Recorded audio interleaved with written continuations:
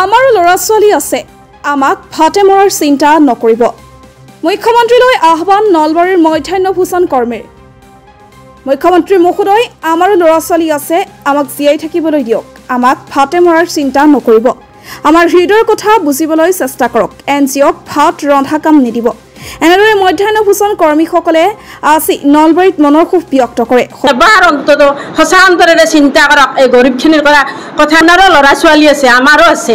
আপোনাৰ ল'ৰা ছোৱালী হয়তো বিদেশত পঢ়ুৱাইছে, আমি অন্তত ইয়াৰ LP স্কুলত পঢ়াব বিচাৰিছোঁ। তাক যাতে সুস্বাদু খাদ্যৰ পৰা আপুনি বঞ্চিত নকৰি আমাৰ হাতে ৰন্ধা খাদ্যখিনি খাবলৈ দিয়ে, তাৰ কাৰণে মই আপোনাক বিনম্ৰ অনুৰোধ কৰিছোঁ। সদৌ অসম ৰান্ধনী সন্থাৰ সদস্যসকলে অহা ৭ জুলাইত একেলগে ২০,০০০ ৰন্ধন কৰ্মীৰে বৃহৎ প্ৰতিবাদী কাৰ্যসূচী কৰাৰ ঘোষণা কৰিছে।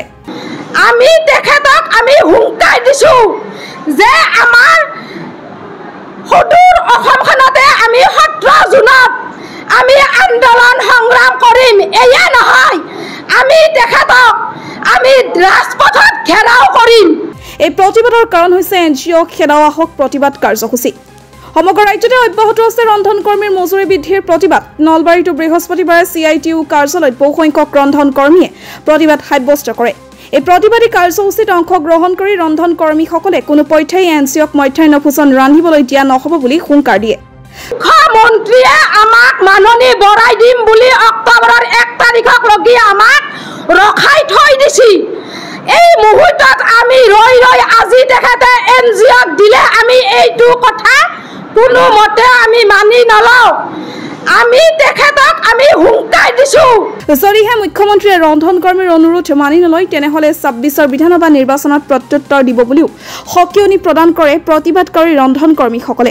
এগৰাকী নগণ্য ৰান্ধনী, কিন্তু আমাৰ হৃদয়ৰ কথা এবাৰ উপলব্ধি কৰক, আপোনাক অনুৰোধ কৰিছোঁ। হে মুখ্যমন্ত্ৰী মহোদয়, আমাৰ এই ৰান্ধনী মানুহবিলাকক আপুনি ভাতে বেজে নেমাৰে, এবাৰ অন্তত আপুনি চিন্তা কৰক। আৰু আপোনাক সকিয়াই দিছোঁ, যদি 2026ত আপোনাক আমি আৰু আকৌ ভোট দিব লাগে, আপুনি আমাৰ কথা এবাৰ হ'লেও ভাবিব বুলি আপোনাক আমি সকিয়াই দি থৈ দিছোঁ। আৰু নলবাৰী জিলাৰ পৰা ১৭ জুনত আমি আপোনাৰ ওচৰলৈ আমি স্মাৰক পত্ৰ প্ৰেৰণ কৰিম। ৰাজ্যজুৰি ৰন্ধন কৰ্মীসকলে ১০,০০০ টকা মাননি ধাৰ্য কৰা, সমস্ত বকেয়া মাননি আদায় দিয়া, বছৰৰ ১২ মাহৰ বাবে মাননি প্ৰদান কৰা আদিৰ দাবীৰে ৰন্ধন কৰ্মীসকলৰ প্ৰতিবাদী কাৰ্যসূচী চলি অহাৰ মাজতে নলবাৰীৰ গন্ঠিয়াত অলপতে মুখ্যমন্ত্ৰীয়ে ২৫ কোটি টকা ব্যয় সাপেক্ষে কেন্দ্ৰীয় কিটচেন নিৰ্মাণৰ আধাৰশিলা স্থাপন কৰিছিল। মধ্যাহ্ন ভোজনৰ যিটো সমস্যা, এই সমস্যাক লৈ বিগত সময়ছোৱাত বহুতবাৰ আমি আলোচনা কৰিছোঁ, চৰকাৰৰ লগত মেমৰেণ্ডাম দিছোঁ, আন্দোলন কৰিছোঁ। আৰু তেখেতসকলে কৈছিলে যে অক্টোবৰ মাহত দৰমহা বৃদ্ধি কৰিম, আৰু সেইকাৰণে আমাৰ আন্দোলনটো কিছু পৰিমাণে স্থিমিত হৈছিল।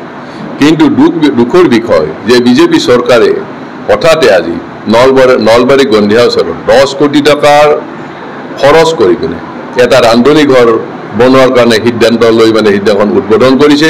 আৰু ইয়াৰ মাজেৰে গোটেই নলবাৰী জিলাত তেওঁলোকে খাদ্য আহাৰ যোগান ধৰিব।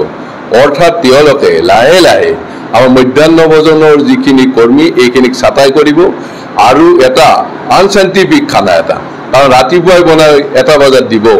গতিকে এই খানাটো আনচাইণ্টিফিক খানা, এই ধৰণৰ খানা খুৱাই ল'ৰা ছোৱালীটো বেমাৰ কৰিবই, আৰু আমাৰ যি নিৰীহ কিছুসংখ্যক প্ৰায় ৩,০০০ কৰ্মীৰ কাম কাজ নাইকিয়া কৰিব বিচাৰিছে।